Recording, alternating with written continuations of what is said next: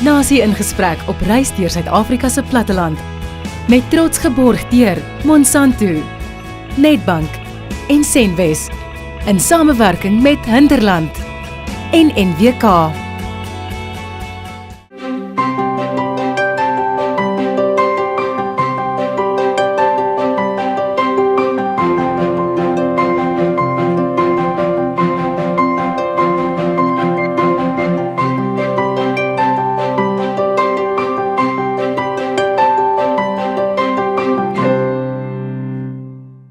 Welkom by Nasie in Gesprek, ons reis deur die Suid-Afrikaanse platteland.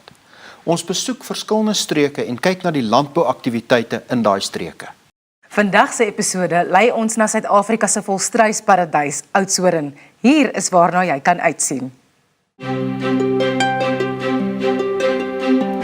In ons kontry-segment verken ons die besienswaardighede en aktiwiteite in hierdie gebied en kyk ook na die belangrikheid van die produsente wat die hartklop van die streek is. Tydens In Konteks gesels ons met Chris Burgess van Landbou Weekblad en stel ons ook ondersoek in na die verskeie produkte afkomstig van volstruise. In gespreksfokus gesels Theo Foster oor 'n redelike nuwe inisiatief in hierdie bedryf ten einde internasionale handel te stimuleer.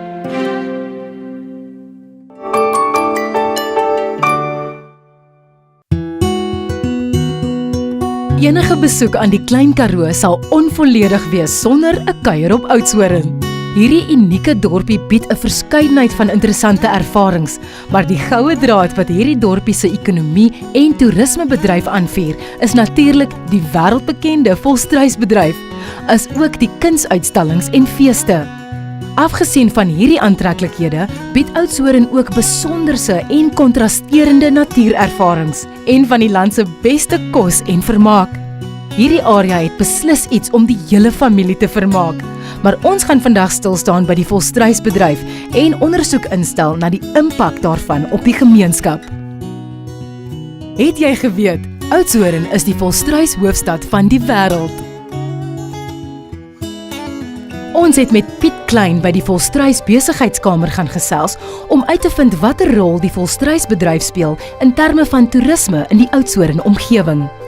Vir Oudtshoorn is toerisme verskriklik belangrik. Dis 'n groot deel van die ekonomie in Oudtshoorn. En natuurlik vir toerisme in die algemeen is volstruis die eintlike aantrekkingskrag na Oudtshoorn toe. So baie van die besighede wat in die toerisme is maar daar afhanklik van volstruistoerisme. Die volstruisplase speel 'n baie belangrike rol. Baie van die toeriste wat Oudtshoorn toe kom, sy eerste besoek is amper aan 'n volstruisplaas. So ons het 'n hele paar volstruisplase in Oudtshoorn wat vir die toerist wat Oudtshoorn toe kom 'n unieke volstruiservaring skep. Dan is daar natuurlik baie ander curiowinkels, verskillende artikels, verskillende ervarings, restaurante wat fokus op volstruis vleis en besonderse disse rondom volstruis het en hulle spyskaart eintlik rondom dit bou. So dis 'n unieke geleentheid vir mense om die hele volstruis met al sy verskillende fasette tot by die stoffer wat op die straat verkoop kan word, die te kan kry. Ons het by produsente in die area gaan inloer en by hulle meer gaan uitvind oor die uitdagings en wat dit verg om suksesvol te boer in die volstruisbedryf. Om die volstruisboerdery op 'n dag-tot-dag basis te wees is vir my verskriklik lekker. Ek geniet dit, ek het daarmee groot geword, ek kom geslagte daardeur aan. En ek het al vir baie mense gesê, as ek aan 'n volstruis dink, dan is 'n volstruis vir my die veer wat ek die eerste sien. So ek is baie lief vir 'n volstruis en volstruisboerdery en spesifiek sukses vir vere. Om deesdae in die volstruisbedryf te staan is nie meer so maklik soos 10 en 20 jaar terug nie. Dit is 'n geweldige risiko geraak as gevolg van 'n siekte wat nou by die naam genoem word, avian influenza. Ons word onder dieselfde kam geskeer as alle voël- of pluimveebedrywe. Ons het 'n stel reëls ons moet nakom en dit het 'n geweldige impak op die boerdery gehad. Dit soveel so dat baie boere in hierdie area uitgeklim het. En dit het 'n geweldige ekonomiese impak gehad op ons bedryf hier in die eerste plek en ook ons gemeenskap. Daar's ander faktore ook soos ekonomies, die luukse mark en die modewêreld ons is direk afhanklik daarvan. Op hierdie stadium is die modebedryf het nie lus vir volstruisleer tot 'n groot mate nie. As gevolg daarvan is leerverkope traag. Ons sukkel om leer te skuif, wat weer meebring dat jy sekere dele moet jy sny, en arbeid is een van hulle. En dit is die groot ding hoekom ons op hierdie stadium swaar kry. Ek wens ons kan weer 'n groot mode inval kry vir leer, dat ons kan 'n groot verkoopsvolumes kan kry. Ons boer nou al die 5de generasie op hierdie plaas met volstruise. So dit is vir ons 'n liefde, volstruise is in ons bloed. Ons het met hom groot geword en ons gaan met hom aangaan. Terwyl die vleis aan die een kant die risiko is, het hy ook leer en hy het ook vere. En dit gee vir ons die geleentheid om aan daai kant ook te werk en goeie markte te ontgin.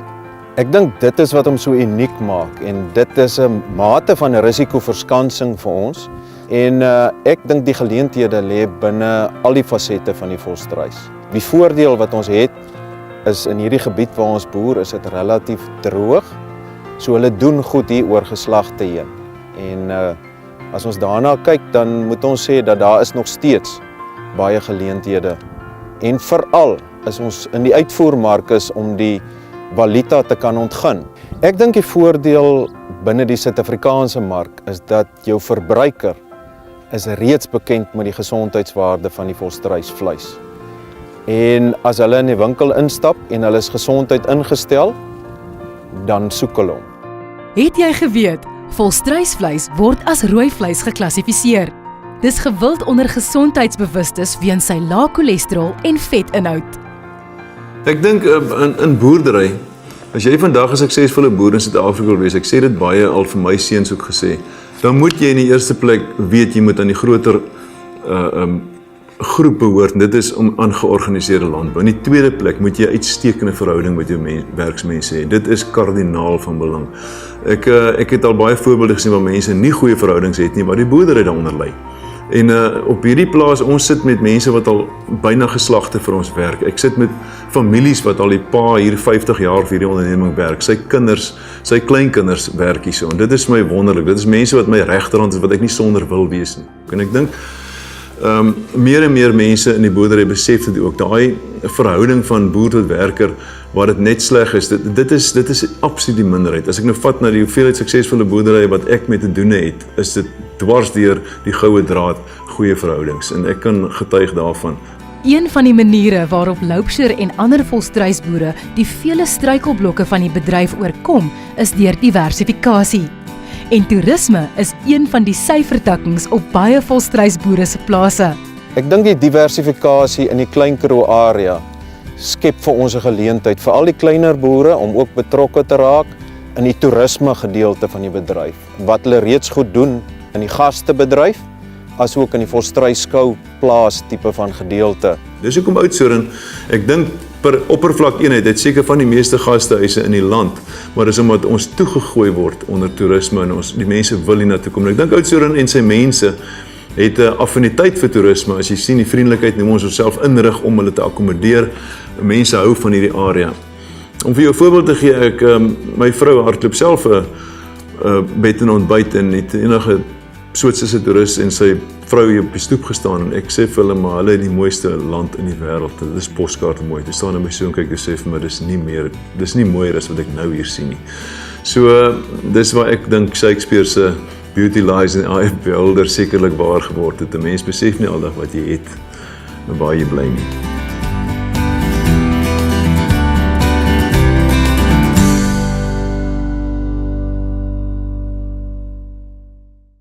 Oudtshoorn sal daarom net nie dieselfde wees sonder sy volstruise nie. Dit is en bly die kern van toerisme in die streek. Na die breek gesels ons met Chris Burgess en ons stel ook ondersoek in na die verskeie produkte wat hierdie bedryf lewer.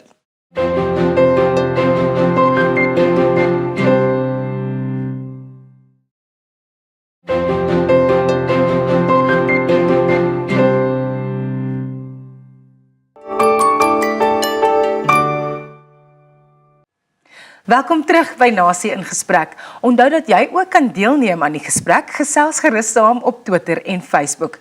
By my is Chris Burgess van Landbou Weekblad om verder te gesels oor die volstruisbedryf. Welkom Chris. Dankie Rosie. Chris, is daar 'n meer reg Suid-Afrikaanse produk as dit wat deur volstruis geproduseer word? Nee, ek kan myself nie voorstel nie. Jy weet, as dit nie vir die volstruisbedryf was nie, sou outsourcing nie bestaan het nie. Jy weet, en die bedryf maak so 'n groot bydrae tot die hele ekonomie van die Klein Karoo. Jy weet, hulle volstruisboerdery het in outsourcing wat in 1850 begin. Daar was 2 groot bloei tydperke en wat daai bedryf eintlik aangevuur het was die mode van die tyd toe vrouens baie uitspattige hoedens gedra het. En wat die bedryf eintlik tot sy knie gedwing het was toe Henry Ford sy eerste Ford T uitgebring het en sonder 'n dak en toe kon vrouens nie meer hulle hoedens dra nie. So ja, wat 'n wonderlike bedryf en wat 'n wonderlike bydra maak het tot die ekonomie van die area. Mens dink altyd volstruisleer, maar dis nie die enigste produk wat deur die produsente geproduseer word nie. Ja, so jy het vleis, leer en vere. Die vere word natuurlik gebruik, die lyfvere word gebruik in goed so stoffers, miljoene stoffers in China wat hulle gebruik. En dan wat hulle noem die plumes, die meer uitspattige vere word natuurlik in plekke soos karnavalle gebruik. So die Rio de Janeiro karnaval, wel dit sou net nie dieselfde gewees het sonder ons volstruise nie. Waarvoor word die leer gebruik? Ja, dis nogal die volstruisleer is nogal 'n eksklusiewe produk, nê, en van die groot modehuise in Europa gebruik ons leer, Gucci, Louis Vuitton, Prada, jy weet handsakke, beursies, en dan is daar 'n groot mark vir cowboy steels eintlik in Amerika. Die cowboys hou natuurlik lyk vir my hou van hulle steels in volstruisleer. Voordat ons verder met Chris gesels het, ons gaan inloer by Klein Karoo Internasionaal, 'n volstruisverwerker en ongetwyfeld een van die voorste verskaffers van volstruisprodukte ter wêreld. Ons gesels met Charles Du Plessis, bestuurende direkteur van Klein Karoo Internasionaal, oor die regulering van die bedryf, sowel as die aanpassing wat hulle gemaak het in die huidige ekonomiese klimaat. Ook interessant is die feit dat bykans geen greintjie van die volstruis ongebruik gelaat word nie.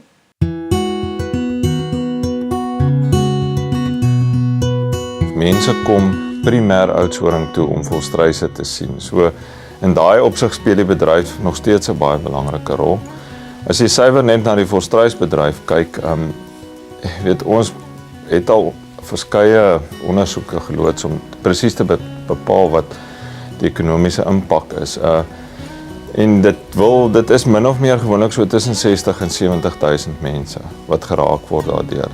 Dit is 'n bedryf wat in baie aspekte van sy verwerking 'n redelike hoë vlak van vaardigheid vereis. So dit is die besoldiging van hierdie mense is ook redelik hoog. Jy weet, dit is nie op 'n minimumloon om dit so te stel nie. Om 'n vel te kan looi, vereis 'n baie hoë vlak van vaardigheid en redelik baie onderrig om iemand daar te kry, jy weet. So dit is relatief hoë geskoolde mense wat in ons aanlegte werk, veral aan die leerkant. Ons is konstant besig om te kyk hoe ons meer waarde kan ontsluit uit die produk uit. Ons kan selfs baie van die materiaal wat jy normaalweg net in karkasmeel sou verwerk, kan ons nou waarde toevoeg deur dit byvoorbeeld wat ons noem 'n troeteldier, 'n pet treat te maak en dan uit te voer hoofsaaklik Amerika of ons is huidiglik besig met Amerika en Europa toe. Ag en dan is daar 'n klomp ander produkte, jy weet, so selfs die klein kwartsklippies in die volstruise maag, dit word verkoop aan kwekerye. Dis redelik gesog want die klippie is al bietjie glad geskaaf. Ons kyk al vir jare uit of ons nie ergens 'n diamant ook aan die maag raak sien nie. En as ek my plaas gaan koop waar die volstruis vandaan kom nie. Maar ja, die vel word verwerk, elke veertjie van die voël word verwerk, het sy in 'n stoffer of 'n mode-item. Die vleis word verwerk sover as wat primêre snitte betref, gaan dit hoofsaaklik na kleinhandelsbasie toe of gesogte restaurante. En dan wat ons nou noem die trim of die afval is ook redelik gesog in die sin van omdat dit baie laag is in vet. Jy weet, dit ook 'n redelik unieke verbruikersgroep wat meer gesondheidsbewus is. Het jy geweet, Suid-Afrika verskaf meer as 70% van alle volstruisprodukte aan die internasionale mark? Hierdie moet seker een van die bedrywe wees met die minste vermorsing van die dier en daarmee saam bly volstruistoerisme 'n onvergeetlike ervaring. Chris, hoe het die bedryf herstel nadat die voëlgriep in 2011 uitgebreek het? Wel, ek wil ons baie winsgewende uitvoermark vir vars vleis uitvoere na die Europese Unie is natuurlik gesluit. En toe het die boere opgekom en die verwerkers opgekom met hierdie ongelooflike idee om voorverhitte vleis uit te voer wat om die probleem van vars vleis sou kom. En dit wys jou net weer die tipe planne wat hierdie boere maak. Natuurlik, jy weet, ons het daai verbod is nou gelig en ons kan weer vars vleis uitvoer, maar ons het rakspasie verloor en die mark wat die voorverhitte vleis gebruik is bietjie anders as die vars vleismark. So daar is nog werk om wat gedoen moet word in daai opsig. Maar die positiewe ding is dat ons plaaslike verbruik het verdriedubbel sedert 2011. So jy weet, ek dink daar's 'n groot fokus om die plaaslike mark nog verder uit te bou en dan weer om ons rakspasie in die Europese Unie terug te kry. Baie dankie, Chris. Dankie. Na die breek gesels Theo Foster met Nobri Boysen van die Exotic Leather Cluster. Moenie die gesprek rondom hierdie inisiatief misloop nie.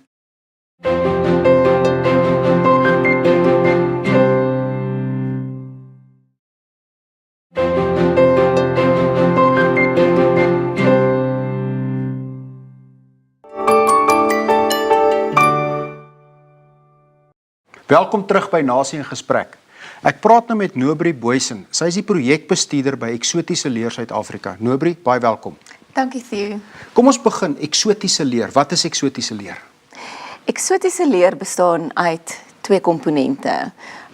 Krokodilleer, en in Suid-Afrika is dit nylkrokodil, en dan ook volstruisleer. So dis die twee komponente wat eksotiese leer van bestaan. Hoe groot is ons in die wêreld wat spesifiek nylkrokodil en volstruisleer betref?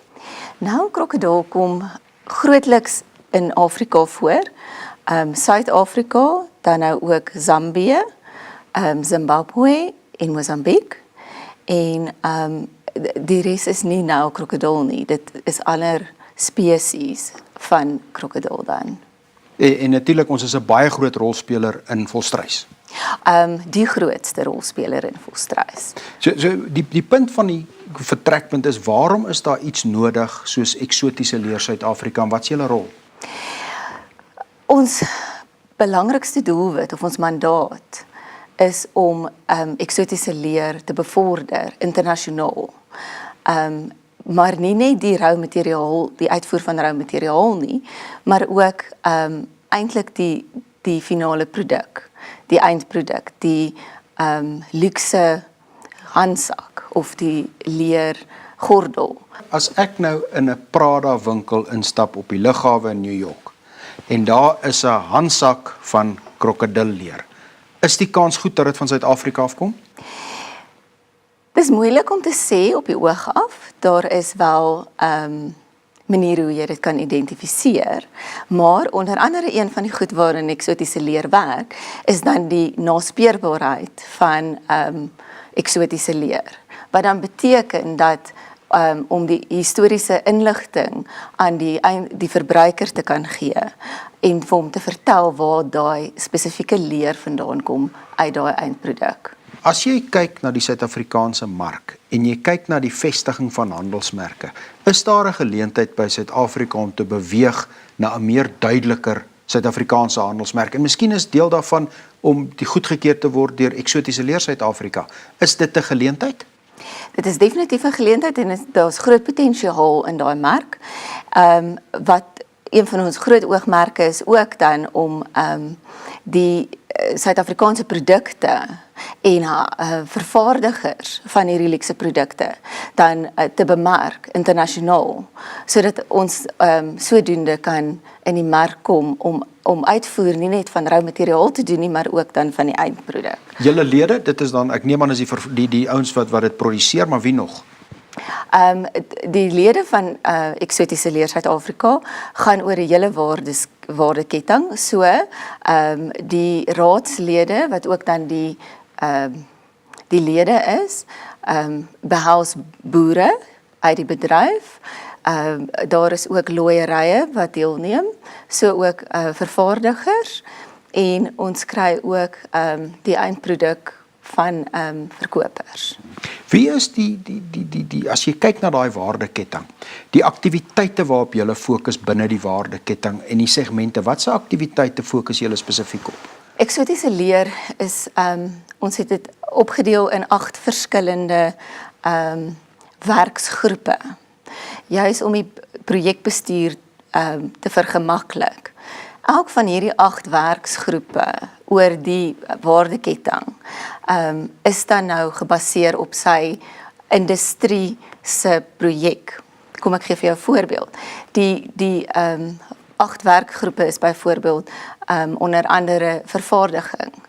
Daar sal ons kyk na die bevordering van nuwe tegnologie en hoe ons projekte daardeur kan lei om tegnologie te gebruik om die omset tussen wat die bestelling inkom en die aflewering van die produk uitgaan te bevorder. Ons inligtingstegnologie werksgroep byvoorbeeld doen 'n register juis om die naspeurbaarheid van die velle te bevorder. So daarin in daai werkgroep sal ons dan die hele boerdery en ook die looiery tot by die vervaardiging betrek en stelsels skryf om die naspeurbaarheid aan te voldoen. Baie dankie Nobri. Dit was Nobri Booysen. Sy is projekleier by Eksotiese Leer Suid-Afrika en as jy volgende keer vir jou 'n eksotiese leerproduk koop, maak seker hulle is lid van Eksotiese Leer Suid-Afrika. Baie dankie Theo. Volgende week ondersoek ons die hoenderbedryf in Suid-Afrika. Moet dit nie misloop nie.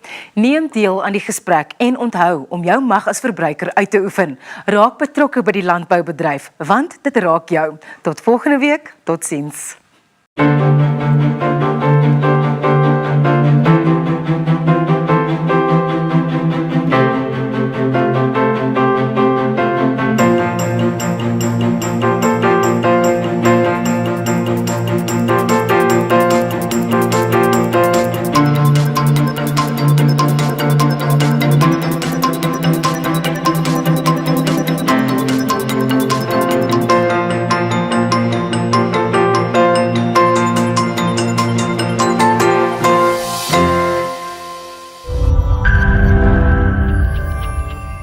Nasie in gesprek op reis deur Suid-Afrika se platteland.